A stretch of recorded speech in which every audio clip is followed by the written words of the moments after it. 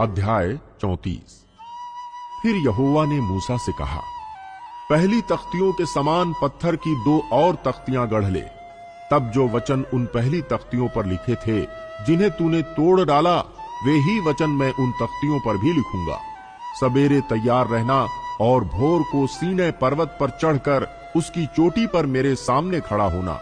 तेरे संग कोई न चढ़ पाए, वरन पर्वत भर पर कोई मनुष्य कहीं दिखाई ना दे, और न भेड़ बकरी और गाय बैल भी पर्वत के आगे चरने पाए। तब मूसा ने पहली तख्तियों के समान 2 और तख्तियां गढ़ी, और भोर को उठकर अपने हाथ में पत्थर की वे दोनों तख्तियां लेकर यहोवा की आज्ञा के अनुसार सीनै पर्वत पर चढ़ गया। तब यहोवा ने बादल में उतरकर उसके संग वहां खड़ा होकर यहोवा नाम का प्रचार किया।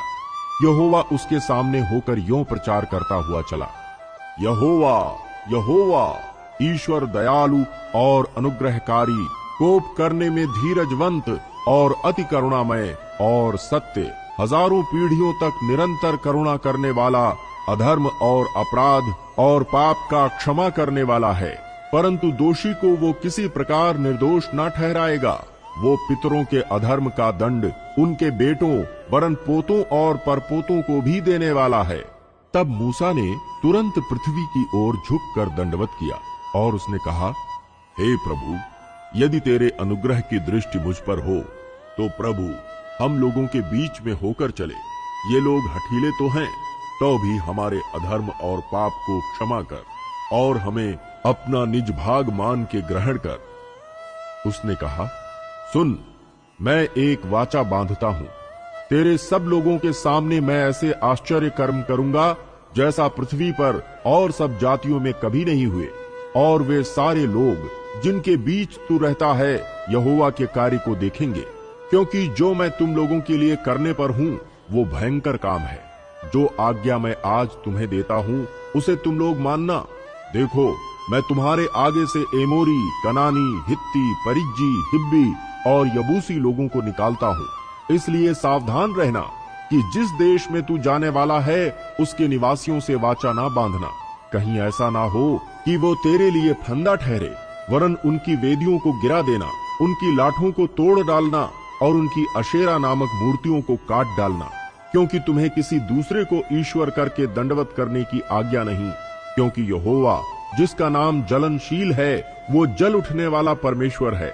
ऐसा ना हो कि तू उस देश के निवासियों से वाचा बांधे और वे अपने देवताओं के पीछे होने का व्यभिचार करें और उनके लिए बलिदान भी करें, और कोई तुझे न्योता दे और तू भी उसके बलि पशु का मांस खाए, और तू उनकी बेटियों को अपने बेटों के लिए लाए, और उनकी बेटियां जो आप अपने देवताओं के पीछे होने का व्यभिचार करती हैं, तेरे बेटों से भी अपने देवताओं के पीछे होने का व्यभिचार करवाएं।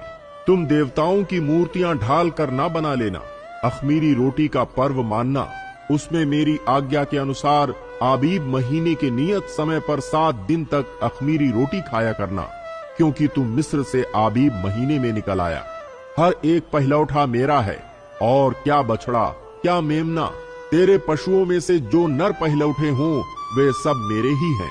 गदही के पहलौठे के बदले मेमना देकर उसको छुड़ाना। यदि तू उसे छुड़ाना न चाहे तो उसकी गर्दन तोड़ देना, परंतु अपने सब पहलौठे बेटों को बदला देकर छुड़ाना। मुझे कोई छूछे हाथ अपना मुंह न दिखाए।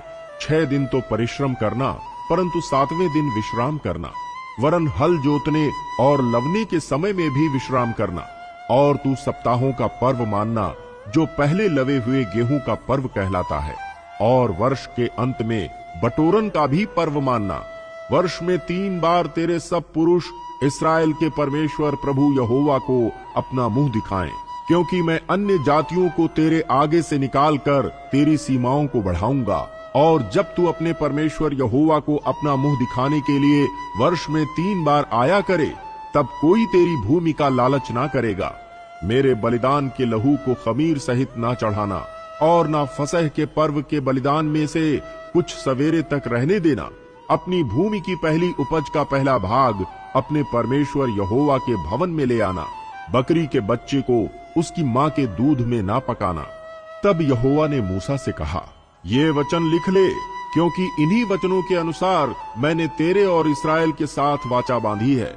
मूसा वहां यहोवा के संग 40 दिन और रात रहा, और तब तक ना तो उसने रोटी खाई और न पानी पिया। और उसने उन तख्तियों पर वाचा के वचन अर्थात 10 आज्ञाएं लिख दी। जब मूसा साक्षी की दोनों तख्तियां हाथ में लिए हुए सीने पर्वत से उतर रहा था, तब यहोवा के साथ बातें करने के कारण उसके चेहरे से किरणें निकल रही थी, परंतु वो ये नहीं जानता था कि उसके चेहरे से किरणें निकल रही हैं। जब हारून और सब इस्राएलियों ने मूसा को देखा कि उसके चेहरे से किरणें निकल रही हैं, तब वे उसके पास जाने से डर गए। तब मूसा ने उनको बुलाया और हारून मंडली के सारे प्रधानों समेत उसके पास आया, और मूसा उनसे बातें करने लगा। इसके बाद सब इस्राएली पास आए, और जितनी आज्ञाएं यहोवा ने सीने पर्वत पर उसके साथ बात करने के समय दी थीं, वे सब उसने उन्हें बताई। जब तक मूसा उनसे बात ना कर चुका, तब तक अपने मुंह पर ओढ़ना डाले रहा। परंतु जब जब मूसा भीतर यहोवा से बात करने को उसके सामने जाता, तब तब वो उस ओढ़नी को निकलते समय तक उतारे हुए रहता था। फिर बाहर आकर जो जो आज्ञा उसे मिलती, उन्हें इस्राएलियों से कह देता था। इस्राएली मूसा का चेहरा देखते थे कि उससे किरणें निकलती हैं, और जब तक वो यहोवा से बात करने को भीतर ना जाता, तब तक वो उस ओढ़नी को डाले रहता था।